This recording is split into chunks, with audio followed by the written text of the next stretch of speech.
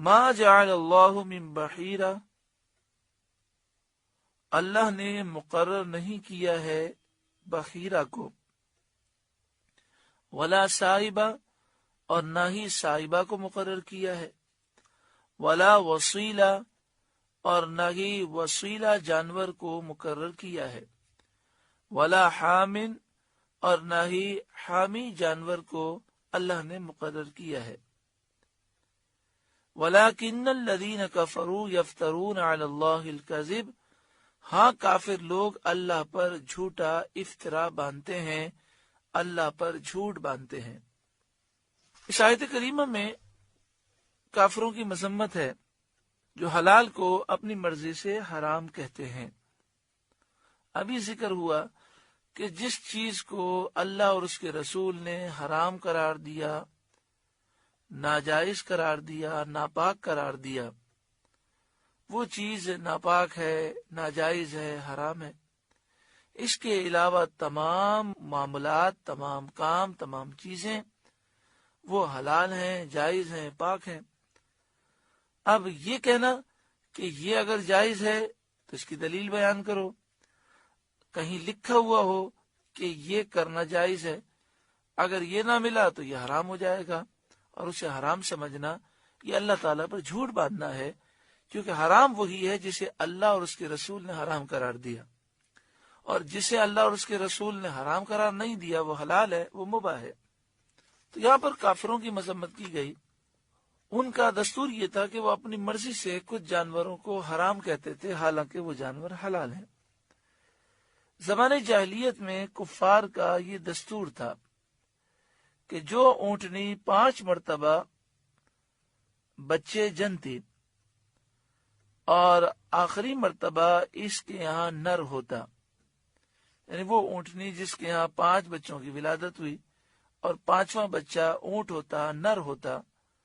تو وہ اس اونٹنی کا کان چیر دیتے اور اسے کہتے یہ بحیرہ ہے۔ نہ تو اس پر سواری کرتے، نہ اس کو ذبح کرتے۔ اگر یہ کہیں پانی پینے جائے یا چارہ کھانے جائے تو عام طور پر انسان اپنے پانی کی حفاظت کرتا ہے، وہ ہر وقت جانور کو پانی نہیں پینے دیتا، چارہ نہیں کھانے دیتا، لیکن اس کے متعلق کہتے کہ اس کو پانی سے روکنا اور چارے سے روکنا یہ بھی حرام ہے، اس کو بحیرہ کہتے۔ بحیرہ کے لفظی معنی ہوتے ہیں کان چیرا ہوا۔ اسی طرح جب یہ سفر پر جاتے یا کوئی بیمار ہوتا تو یہ منت مانتے، اگر میں سفر سے خیریت کے ساتھ واپس آ جاؤں، یا بیمار ہوتے تو منت مانتے کہ میں تندرست ہو جاؤں تو میری اونٹنی صائبہ ہے۔ اس کے معنی بھی یہی ہوتے کہ اب اس سے نفع اٹھانا یہ حرام ہے اور اس کو آزاد چھوڑ دیتے، جہاں گھومے پھرے، جو چیز کھانا چاہے کوئی روک نہیں سکتا، نہ اس پر سوار ہونا جائز ہے، نہ اس کے دودھ سے فائدہ اٹھانا جائز ہے، وہ یہ تصور کرتے۔ اسی طرح اسے ذبح کر کے کھانا بھی یہ حرام سمجھتے۔ اسی طرح اگر بکری کے یہاں 7 بچے جنم لے لیتے،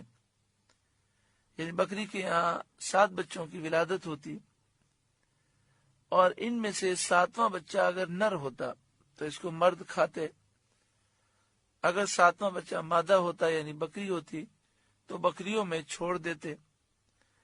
اور اگر 7ویں مرتبہ میں نر و مادہ دونوں پیدا ہو جاتے، 2 بچے ہو جاتے، تو کہتے یہ اپنے بھائی سے مل گئی، اس کو وسیلہ کہتے، سوات کے ساتھ وسیلہ، اور کہتے یہ بکری اب کھانا ہم پر حرام ہو گئی۔ اسی طرح جب نر اونٹ سے 10 مرتبہ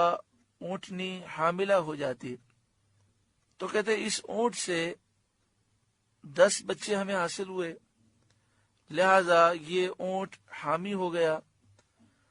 اب اس کو وہ چھوڑ دیتے، نہ اس پہ سواری کرتے، نہ اس سے کام لیتے۔ اگر یہ چارہ کھاتا یا پانی پیتا تو یہ سمجھتے کہ اس کو اس سے روکنا یہ حرام ہے اور اسے حامی کہتے۔ یہ تفصیل حضرت صدر الافاضل مولانا نعیم الدین مراد آبادی علیہ رحمہ نے تفسیر مدارک کے حوالے سے لکھی۔ آگے آپ لکھتے ہیں بخاری و مسلم کی حدیث میں ہے کہ بحیرہ وہ ہے جس کا دودھ بتوں کے لیے روکتے تھے، کوئی اس جانور کا دودھ نہ نکالتا تھا، اور صاحبہ وہ جس کو اپنے بتوں کے لیے چھوڑ دیتے تھے، کوئی ان سے کام نہ لیتا تھا۔ یہ رسمیں زمانے جاہلیت سے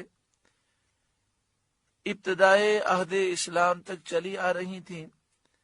اس آیت میں ان کا رد فرمایا گیا۔ ما جعل اللہ من بحیرہ، اللہ نے نہیں مقرر فرمایا بحیرہ کو، ولا سائبہ، اور نہ ہی سائبہ جانور کو، ولا وسیلہ، اور نہ ہی وسیلہ جانور کو، ولا حامن، اور نہ ہی حامی جانور کو، ولکن الذین کفروا یفترون علی اللہ الکذب، ہاں کافر لوگ اللہ پر جھوٹا افطرا باندھتے ہیں، وَأَكْثَرُهُمْ لَا يَعْقِلُونَ، اور ان میں سے اکثر بے عقل ہیں۔ کیونکہ اللہ تعالیٰ نے ان جانوروں کو حرام نہیں کیا اور یہ کہتے ہیں کہ اللہ نے حرام کیا، تو یہ واقعی بے عقل ہیں، بہت ہی زیادہ بے عقل ہیں کہ ایک تو اللہ تعالیٰ کی طرح جھوٹ باندھتے ہیں اور دوسرا اپنا دنیاوی نقصان کرتے ہیں کہ یہ جانور اللہ نے فائدہ اٹھانے کے لیے حلال کیے، اپنی مرضی سے وہ اسے حرام کہتے ہیں۔ وَإِذَا قِيلَ لَهُمْ تَعَالَوْا إِلَى مَا أَنزَلَ اللَّهُ وَإِلَى الرَّسُولِ، اور جب ان سے کہا جائے آؤ اس طرف جو اللہ نے اتارا اور رسول کی طرف آؤ، یعنی اللہ اور رسول کے حکم کو مانو اور سمجھ لو کہ یہ چیزیں حرام نہیں ہیں۔ قالوا حسبنا ما وجدنا علیہ آباءنا، تو کہتے ہیں ہمیں وہ کافی ہے جس پر ہم نے اپنے باپ دادا کو پایا، جو طریقہ ہم نے باپ داداؤں سے پایا ہے وہ ہمیں کافی ہے۔ اولو کان آباؤہم لا یعلمون شیئا ولا یہتدون، کیا اگرچہ ان کے باپ دادا نہ کچھ جانے نہ سیدھے راستے پر ہوں، یعنی باپ دادا کا اتباع اور ان کی پیروی اس وقت صحیح ہوتی ہے جب وہ اہل علم ہوں اور سیدھی راہ پر ہوں، نیک صالح ہوں، تو باپ داداؤں کی پیروی کرنی چاہیے۔ لیکن جب باپ دادا گمراہ ہوں اور جاہل ہوں اور شریعت کے خلاف کام کرتے ہوں تو ان کی پیروی ہرگز نہیں کرنی چاہیے۔